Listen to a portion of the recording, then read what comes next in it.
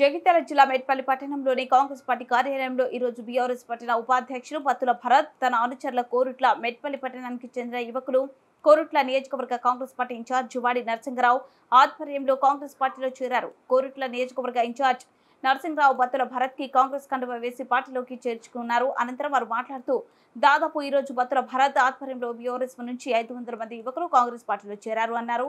ఈ కార్యక్రమంలో కాంగ్రెస్ పార్టీ పట్టణ అధ్యక్షులు జట్టి లింకం, కోమిరెడ్డి విజయ్, ఆకుల లింకారెడ్డి, ఎండి రైస్ జట్టి, లక్ష్మణ్, కోట దుర్గం, రాజు, అమర, రాహుల్, రాంప్రసాద్, షేక్ తదితరులు పాల్గొన్నారు.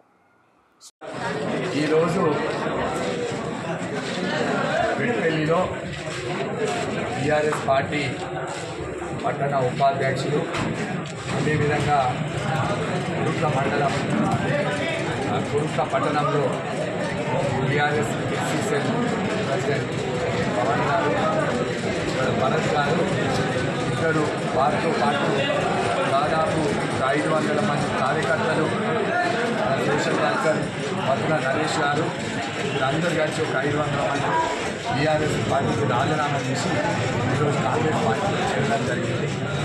దీంతో కొరుట్ల మెట్పల్లిలో దాదాపు బీఆర్ఎస్ పార్టీ ఖాళీ అయిపోయింది. బీజేపీ పార్టీ నుంచి కూడా చాలామంది వలసలు వస్తూ ఉన్నాయి.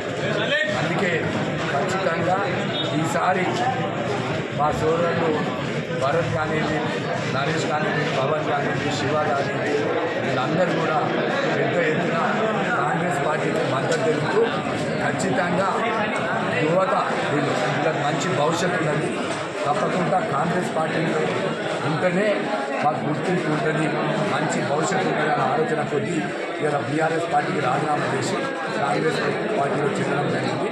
వారందరినీ కూడా సంపూర్ణంగా మేమందరం కూడా కాంగ్రెస్ పార్టీలోకి ఆహ్వానిస్తూ ఉన్నాం. అది ముందు జరగబోయే స్థానిక సంస్థల ఎన్నికల్లో కూడా కాంగ్రెస్ పార్టీని బలోపేతం చేసేందుకు ఇప్పుడు జరగబోయే పార్లమెంట్ ఎన్నికల జీవన్ రెడ్డి గారికి మద్దతుగా మేము మెజార్టీ తీసుకోవాలని వాళ్ళందరూ తప్పకుండా ఈసారి మెట్పల్లి పట్టణం భారీ మెజార్టీ కాంగ్రెస్ పార్టీకి రాబోతుందని జై కాంగ్రెస్.